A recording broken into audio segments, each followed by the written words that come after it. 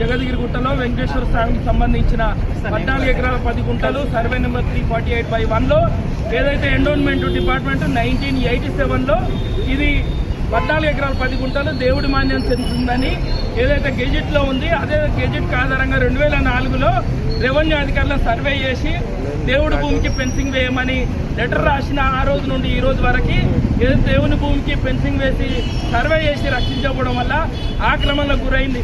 మిగిలిన స్థలాలన్నా కూడా కాపాడాలని ఏదైతే WP 40409/2025లో టెంపుల్ కమిటీ కోర్టుకు వేసింది. కోర్టు కూడా స్పష్టంగా ఉత్తర్వులు ఇవ్వడం జరిగింది.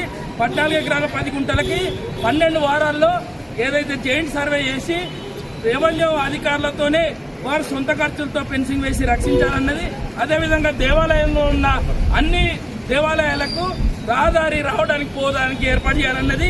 మిగిలిన భూమి ఆక్రమణలకు గురి కావడం కానీ అమ్ముకోవడం కానీ మాకు హక్కులు ఉన్నాయని ఎవరైనా చేసిన చట్టపరంగా ఎండోన్మెంట్ డిపార్ట్మెంట్ యాక్ట్ ఏదైతుందో 80 సెక్షన్ 80, 81, 82, 83 ప్రకారం క్రిమినల్ చర్యలు తీసుకోబడతాయని కోర్టు స్పష్టంగా చెప్పిన దాదాపు తీర్పు వచ్చి ఏదైతే ఏప్రిల్లో 2026లో హైకోర్టు ఈ ప్రక్రియను పూర్తి చేయాలని 12 వారాల గడువుతో ఇచ్చినా ఇప్పటి వరకు రెవెన్యూ అధికారులు ఏదైతే ఏడీ సర్వే కూడా ఇప్పటి వరకు పూర్తి చేయలేదు, ఫెన్సింగ్ వేయలేదు. మరి మేము ఒకటే డిమాండ్ చేస్తున్నాం, టెంపుల్ కమిటీ ఉత్తర్వులు తెచ్చింది, ధన్యవాదాలు మీకు, మేము శిరస్సు మంచి నమస్కరిస్తున్నాం.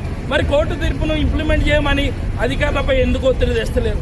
అదేవిధంగా ఇక్కడున్న ప్రజాప్రతినిధులకి భూమి దేవుడు మాన్యం దేవుడికే రావాలని ఎందుకు దానిపైన మీరు ఒత్తిడి తెస్తలేరని మేము డిమాండ్ చేస్తున్నాం. అదేవిధంగా కలెక్టర్ను, రెవెన్యూ అధికారులను, ఏడీ సర్వేయర్ని గత దాదాపు 1 వారం 2 వారాల్లో ప్రక్రియ పూర్తి చేయకుంటే మీ కలెక్టర్ ఛాంబర్నే ముట్టడిస్తామని ఐక్య కార్యాచరణ ఏదైతే పోరాటం చేస్తుందో వారి సంఘీభావంగా తెలియజేస్తూ ప్రభుత్వాన్ని, అధికారులను, ప్రజాప్రతినిధులను, టెంపుల్ కమిటీని మేము డిమాండ్ చేస్తున్నాం.